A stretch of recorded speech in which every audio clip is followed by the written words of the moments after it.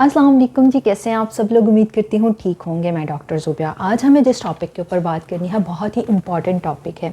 आज हमें बात करनी है बच्चों में पाए जाने वाले पैदाइशी नकाइस के ऊपर, या फिर नौमौलूद बच्चों के जो नकाइस होते हैं, या फिर बिफ़ोर प्रेगनेंसी किन किन चीज़ों का अवॉइड करना चाहिए, किन किन चीज़ों का एहतियात करना चाहिए जिसकी वजह से जो है वो बच्चे में किसी किस्म के नकाइस पैदा ना हो। हम कैसे जान सकते हैं कि जो पैदा होने वाला बच्चा है उसमें किसी किस्म का नुक्स है या नहीं है।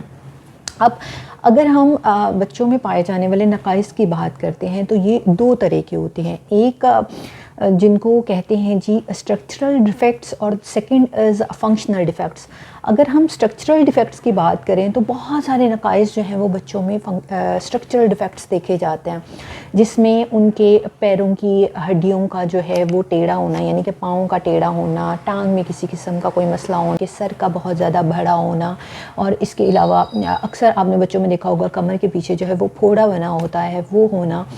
तो ये स्ट्रक्चरल डिफेक्ट्स में चीज़ें आ जाती हैं। अब अगर फंक्शनल डिफेक्ट्स की बात करें तो फंक्शनल डिफेक्ट्स में भी बहुत सारे डिफेक्ट्स हो सकते हैं, जिसमें जो है वो एसोफेगिस का ना बना हुआ होना, जिसमें जो है वो दिमागी तौर पे बच्चे का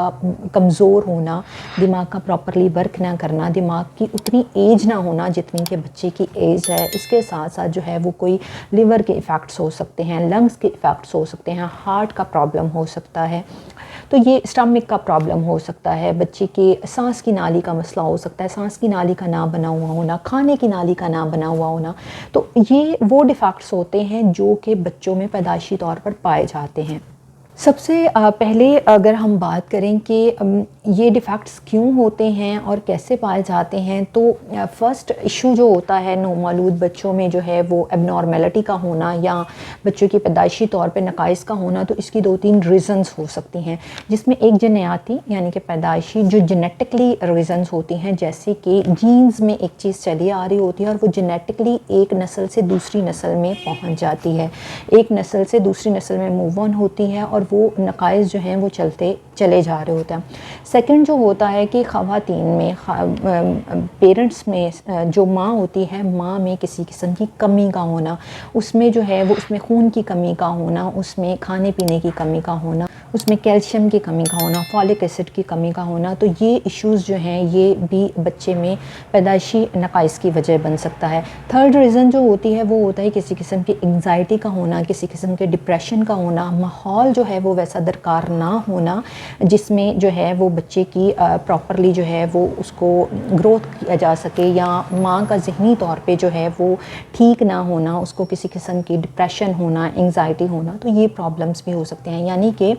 फ़र्स्ट अगर हम बात करें तो जेनेटिकली प्रॉब्लम हो सकती है, दूसरी अगर हम बात करें तो खाने पीने में किसी किस्म की कमी हो सकती है। अगर आपकी बॉडी में किसी किस्म की कमी है तो भी बच्चे में प्रॉब्लम्स हो सकती हैं। और थर्ड जो है वो माहौलियाती चीज़ें जो हैं वो बड़ा मैटर करती हैं कि आपके इर्द गिर्द का जो माहौल है वो कैसा है, क्या स्ट्रेस वाला माहौल है। अगर तो माँ का माहौल जो है वो स्ट्रेसफुल होगा, यानी कि उसको इस किस्म का कोई मसला होगा जिसमें वो बहुत ज़्यादा स्ट्रेस लेती होगी, जिसकी वजह से उसका बीपी हाई हो जाता होगा, जिसकी वजह से उसको शुगर का प्रॉब्लम होगा, जिसकी वजह से वो मेंटली तौर पे डिस्टर्ब रहती होगी, तो भी बच्चों में ये इशू हो सकता है।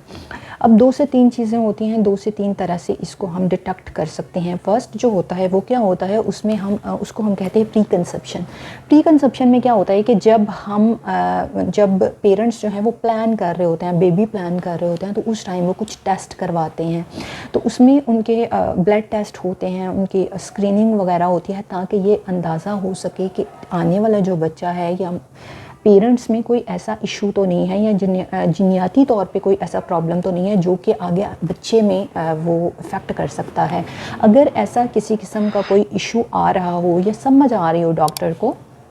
तो वो उसके अकॉर्डिंगली जो है वो उसको मेडिकेट करता है, और फिर जो है वो उनको प्रेगनेंसी प्लान करने का कहता है। सेकंड जो होता है वो पेरी कंसेप्शन होता है। पेरी कंसेप्शन में क्या होता है कि जब आपने प्रेगनेंसी प्लान कर ली और फर्स्ट जो 3 मंथ होते हैं उसमें कुछ स्क्रीनिंग्स होती हैं, कुछ टेस्ट्स वगैरह होते हैं जो कि करवाए जाते हैं, और जिससे मालूम पड़ता है कि जो पैदा होने वाला बच्चा है उसमें किसी किस्म के कोई इश्यूज़ तो नहीं है।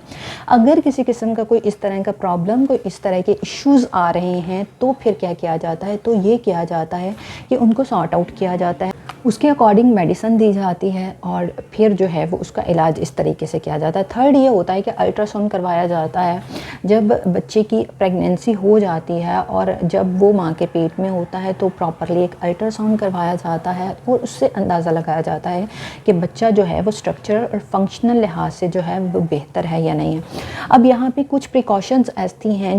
جن کو کرنا بہت زیادہ ضروری ہوتا ہے، خاص کر ماں کے لیے۔ فرسٹ یہ کہ وہ اپنی ڈائٹ کا پراپرلی خیال رکھے، ڈائٹ میں جو ہے وہ کیلشیم نیوٹرنٹس پراپرلی لے، فولک ایسڈ جو ہے وہ پراپرلی لیا جائے اور اس کو انٹیک کیا جائے، فروٹس کا استعمال کیا جائے، جوسز کا استعمال کیا جائے، دودھ کا استعمال کیا جائے، تو یہ چیزیں جو ہیں وہ اس کو پراپرلی لینا چاہیے۔ اور دوسرا جو ہے وہ یہ ہے کہ اپنے مائنڈ کو جو ہے وہ ریلیکس رکھا جائے، مینٹلی طور پہ خود کو ریلیکس رکھا جائے اور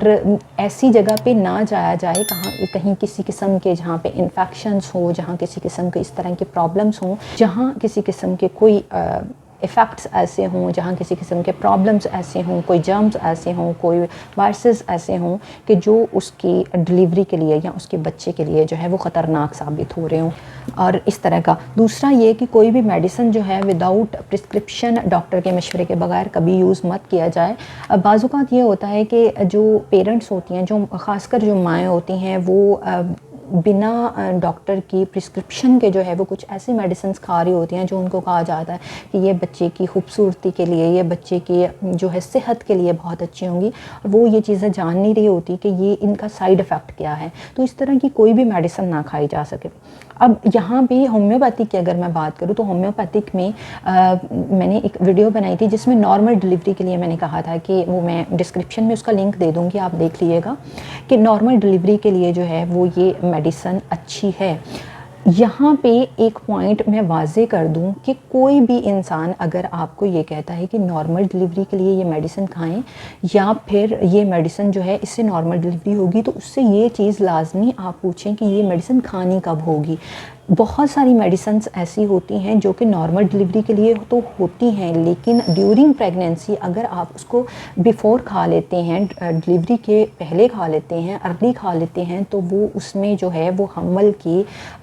اب نارمیلٹی کا خدشہ ہو سکتا ہے۔ تو اس وجہ سے جب بھی آپ کوئی میڈیسن ایسی کھائیں جو کہ آپ کو کہا جائے کہ یہ آپ کی نارمل ڈلیوری کے لیے ہے، تو اس کے لیے جو ہے وہ آپ کو یہ جانچنا بہت زیادہ ضروری ہوگا کہ یہ آپ کو کھانی کب ہے۔ اس لیے جب آپ پریگننسی جب ہوتی ہے اس ٹائم پہ میڈیکیشن کا بہت زیادہ خیال رکھیں کہ ڈاکٹر کی پرسکرپشن کے مطابق، اس کی ہدایت کے مطابق جو ہے وہ میڈیسن کا استعمال رکھیں، نہ کہ کوئی بھی ایسی میڈیسن کھا لیں جو کہ آپ کو منع کیا گیا ہو یا پھر جس کا آپ کو پتہ نہ لگا ہو یا پھر جس کا آپ کو پتہ نہ ہو۔